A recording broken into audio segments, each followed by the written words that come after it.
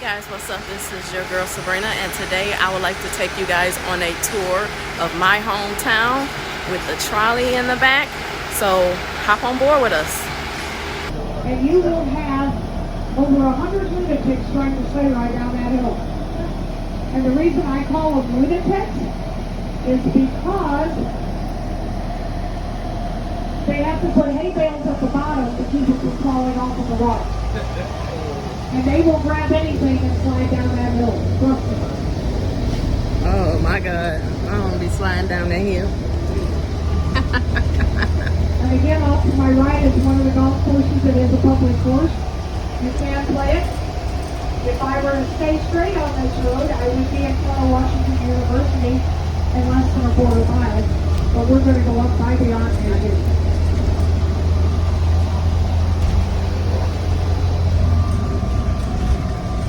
Beautiful skies.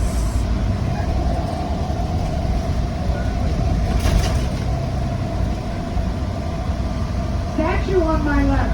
Last name is Bates. He was one of President Lincoln's right-hand cabinet members. He helped Lincoln get elected, and he was really, really instrumental to President Lincoln. But I'm going to tell you, when I think of the name Bates, I do not think of a cabinet member. What's that? I think of Norman, the Bates Hotel, and Mother, and of course, Franklin. The World's Fair is the art museum. They were going to tear it down. Just the sand-colored portion was at the fair. St. Louis Bacon, they let it stay. We kept the world preserved, and we added new wings on it, but it still is the original building also.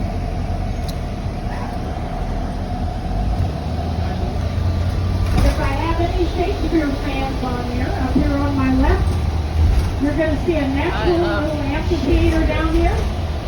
This is called Shakespeare's Glen, and every year in June, the local Shakespeare Society puts on a play out here. This year it was King Lear. What's going on? And you can come out in the park and watch Shakespeare Under the Stars, and admission is free. Wow, that's pretty cool. This is Shakespeare's Glen. Straight ahead of me is the St. Louis Zoo. All right. It's been voted the #1 zoo the last couple of years. We were here last month. I think it was last month. It sits on 90 acres. It has over 600 species of animals in there, and over 18,000 total animals in it. Children. It is free to go in. Yep. And then that's it. That's the only thing free is the entrance. There you go. You gotta pay for everything else. I think we the only city that has a free zoo. It is. If I were to stay straight on this, I would end up down at the Boathouse restaurant. Right. And they're currently serving sugar fire barbecue, and you can rent a paddle boat around the waterway. But we're going to go up by some more nostalgia here.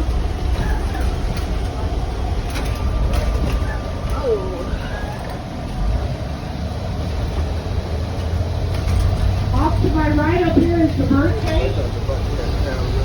And this was at the fair.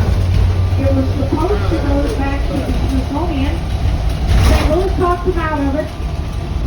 They gave it to the zoo. They turned it into a walk-through Songbird Avery. And if you do walk through it, I guarantee you by the time you get to the other side, you just might have a super. Excuse me. It was started in 1907 with a budget of $300,000. It was finished in 1914 with a cost of $3 million. Went a little over budget. It has the world's largest collection. The next block up here is the Chase Park Plaza, and that's another icon of St. Louis. All the VIPs, all the Hollywood stars have stayed at the Chase. And if those walls could talk, I could write a book and I could retire. But you'll see 100 up here on your left. I think it looks like something out of Star Wars. Now everybody knows we had the World's Fair in 1904. What everyone didn't know is that fair lasted from April through October. All the foreign dignitaries and ambassadors wanted to come, but they didn't want to stay in a hotel for 8 months with their family. Now you can see how 100. Look at that. So they sent blueprints ahead, and they had homes built to their specifications so that they could come and see the World's Fair and live in comfort. So when I cross this intersection, Forest Park's on my left, and we're going to go in there on down the road a little ways, and I will show you where the fair was held. I want you to look on the right.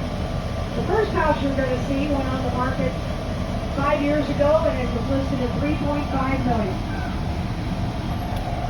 These homes are all the foreign ambassadors' homes. You may see one from Germany, next to England, next to France. No rhyme or reason. And they're all still single-family dwellings. You're never going to see this much diversified real estate ever again. And just take a look at them and enjoy them. And you're going to see some fronts that you've probably seen in some of the movies. Meet me in St. Louis use some of these storefronts. House fronts, as I call them. This is affectionately known as Millionaire's Row. And you're going to understand why as we go along. Beautiful home. This house coming up, the tan-colored one, has its own art museum attached. It is a gated community behind it. Where the van is turning up in front of me, then you have to have a pass to go back there. This is a very exclusive area. And this stretches all the way up to the front of Washington University. Now, as I go along, you may see little newer styles of houses, and that usually means something happened to the original and they rebuilt. This is the oldest homes right here. And as I go along, you're going to see, if you believe it, some that are even larger.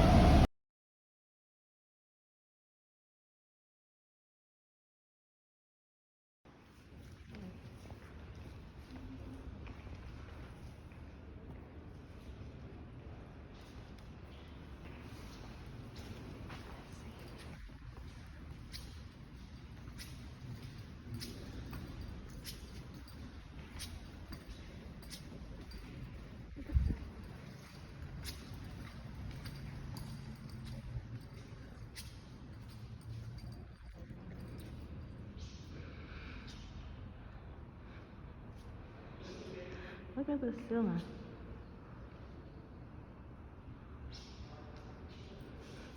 Beautiful. Wow.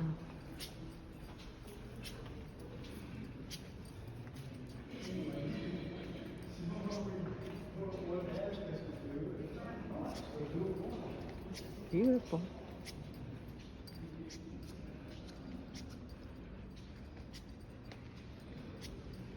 Look at the ceiling.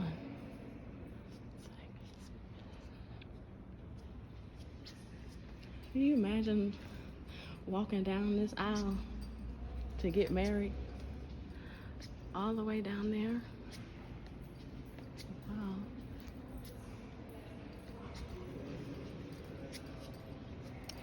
So we are doing a stop at this church, and I've been in St. Louis all my life, but I've never been in here. This Catholic church is actually located just around the corner from my home, and I've never been inside until today.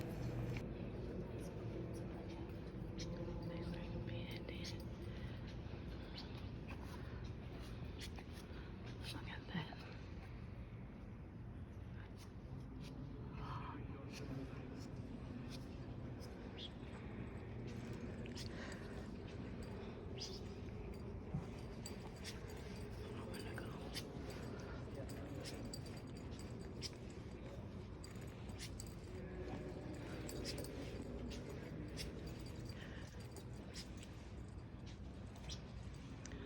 I'll see what that says.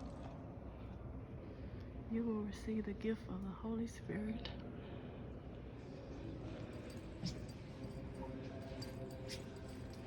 Look at this. This is beautiful.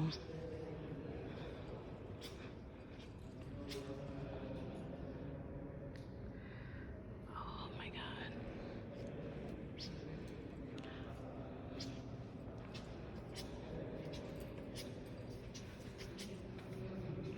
Welcome to the Cathedral. I didn't see that one over there. Wow. What'd that say?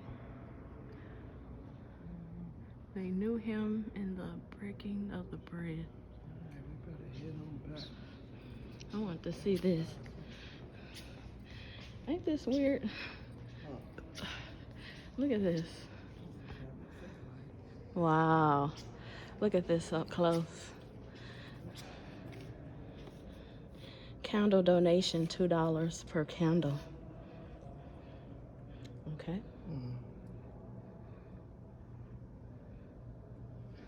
Let's go over to this place was really beautiful. It was very just the spirit was really, the energy was really high in this place, and I just never seen anything like it before. It was amazing. I got a confession.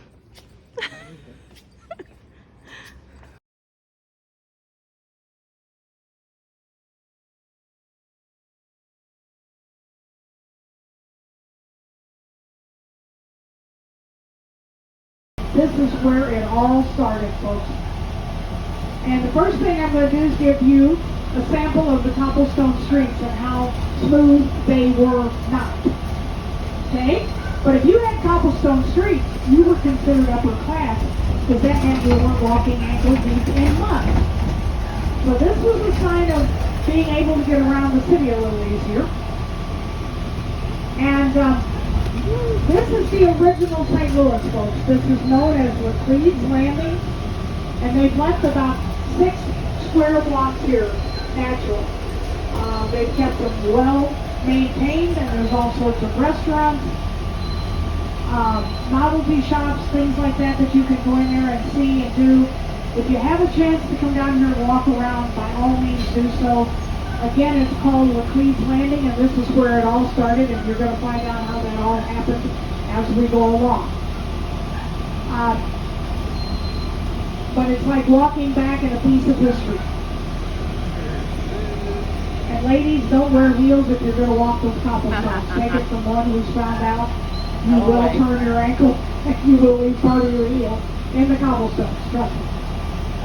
If you guys are ever in the St. Louis area, I highly recommend you take a trolley tour around St. Louis. Miss Sharon did such an amazing job today, such an excellent job, and I hope she's watching this video. I gave her my Instagram, and I told her that I had a YouTube channel, Sabrina the Mid-Age Witch. So yes, I just hope that she watches this video. She did an amazing job, and thank you so much again. I learned so much today about my own hometown that I didn't know. So yeah, it was a beautiful experience, and I played a tourist today, and it was a fun adventure. It's still the most structurally sound bridge in the world. It has car traffic on the top and the light rail system through the middle. The gentleman that built that, it is the first steel expansion bridge also. He had never built a bridge before in his life.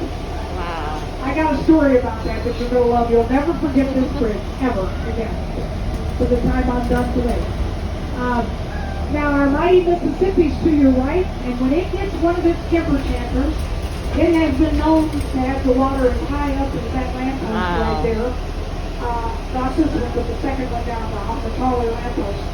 And we have not been able to use those streets down there for months at a time, but it decides to go above flood stage. So that gives you an idea of how mighty it could get. Also, the green part across the river is the state of Illinois. For those of you who might have flown in and not realize how close they were to another state. Another landmark I like to use is blue awning here. This was a docking station for one of our most famous riverboats, and it was the Admiral.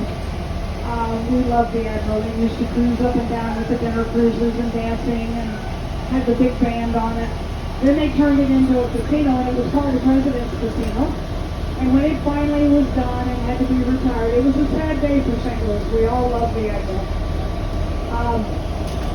When the river got up on one of its temper tantrums, the only thing you could see was the top part of that blue awning. The blue lampposts that are out there, you could barely see the tops of them. And I used to always make fun and tell everyone that we don't normally put our lampposts in the middle of the river. That's not our design. But it happens sometimes. And the water is coming up again, so you may see it lapping at the bottom of the boats now. We have a few adventurous people every now and then that, oh, that ain't that wide, I can swim over to Illinois. Oh, you can't. Yeah, right. I'm going to tell you, if you try, we pick you up about 2 miles down, hopefully with a life vest on. The river is very treacherous, a very swift current, a very dangerous undertow. Also, coming up on my right, there's a big spooky looking building that's going to come into view now. And that is the old steam plant, folks. That steam plant supplied steam heat to this entire warehouse district down here in its heyday. And it is currently operating at a 10% capacity. Wow. It is a landmark. They will not tear it down. And I think it looks like Dracula and Frankenstein are living there. Yeah. And I know Alfred Hitchcock would love to make movies in there. Right. Now, the way this all started, we had 2 French fur traders down in New Orleans. They wanted to open their own fur trading company up the river. So, they got in their canoes and they passed what is now St. Louis. They went all the way up to where the Mississippi and the Missouri rivers meet, which is a few miles north of here. And they took one look at it and said, we're not going to build here. It's too low lying. We'll get flooded out every spring. So they remembered a high hill across the, on the west side of the Mississippi as they came up the river. So they came back to that high hill. That's the one I just drove you across. And Pierre Laclede looked at Augustine. He said, start designing our building. I believe we're high enough off the water. We should be okay. So in 1764, Augustine Chouteau designed the very first building that established St. Louis. And he was all of 14 years old. He was Pierre's stepson. He did such a good job that as the other businesses came in, they asked for his help in designing theirs. Could a 14-year-old today do that? Absolutely. But they'd have 3 things this kid didn't have. A computer, calculator, and paper. So I think he did a phenomenal job. Now coming up, that will be on my right when I make this turn, is the Edward R. Jones Dome. And that's where our famous Rams used to play football for us. So they got homesick. They went back to California. We're not bitter. Not. But you know what? The building doesn't stay vacant. We have concerts, conventions, all sorts of things in there. And the only thing I've ever said about it is I said I hope it gets cold in California. Oh, there it is. Yeah. But it's not going to, so it's fine. Something I like to point out on the beginning of our tours, here in St. Louis, we have the world's longest stoplight. Now, if you don't believe me at the beginning of the tour, you will by the end. We also have a special breed of pedestrians here. Our pedestrians don't know what a stoplight is, can't find the crosswalk. The bigger the vehicle, the more they'll walk in front of it. And they think if they don't look at you, you won't hit them. So, you'll see quite a few of them represented today, and I love to point them out. They're a very trusting sort, let's just put it like that.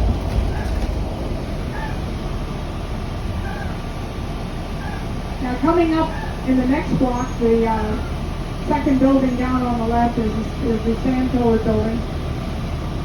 And folks, that is the Federal Reserve Bank. Missouri is very fortunate. We have two of those. We have one here and one in Kansas City, Missouri. And there's a lot of money in that building, folks. And if you can figure out how to make a withdrawal, I wish you'd let me know. They do give tours. If you want to call and schedule a tour, they don't charge for them. And after you finish your tour, you do get a bag of money. It is shredded, but you do get a bag of money. And it's worth going through and just seeing the money. It really is. Hey, hey.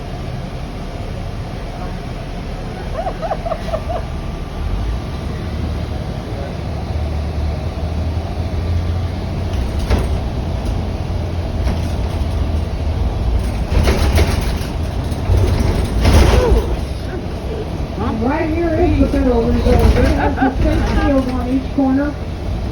It's a pretty neat building. Coming up on my right down here is the Metropolitan Square building. The next block now. It takes up 1 square block for the building. The first 2 floors are solid marble. And it is 605 feet tall, making it the tallest downtown building. And it's second only to the arch.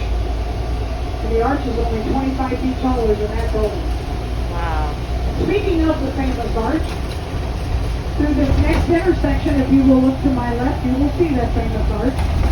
As I said, 630 feet tall, 630 feet at the base. Wow, there you go. Beautiful underground museum there to look at. And if you go up in the arch, you should be able to see 10 to 15 miles on a clear day. On my immediate left, the big white building coming up, is the old courthouse. That's the first courthouse west of the Mississippi. It is now a museum, and it's famous for the Dred Scott case that was started on those steps. If you have time to go in and look at a lot of history, it's really a nice place to go through.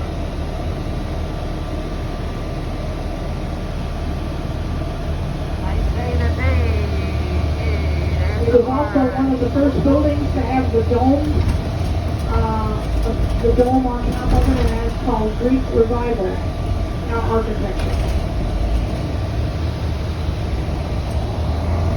Coming up in the next intersection on my left will be the old cathedral. And this is the first cathedral west of the Mississippi. If you have time to go look at it, beautiful architecture again. If you look down to my left, you'll see the steeple. On my right, Ballpark Village. A lot of sports memorabilia, nice restaurants, Baseball Hall of Fame is in there. Coming up, next building down, or I should say stadium, is the third home of the St. Louis Cardinals. The first home was Sportsman's Park, out in this location. The second was Busch Stadium number 1 in this location, and this is Busch Stadium number 2. This stadium was completed in 2006. I'm going to make a right-hand turn here up onto the interstate for just a couple of minutes, and I want you to glance down on my left at the next building down there that's brick. That is the Eugene Field Museum, folks, and that has got every toy from the 18th century there. Hey, And if you go in and look around, I guarantee you will not see a computer, an iPod, or an Xbox. And the kids survived.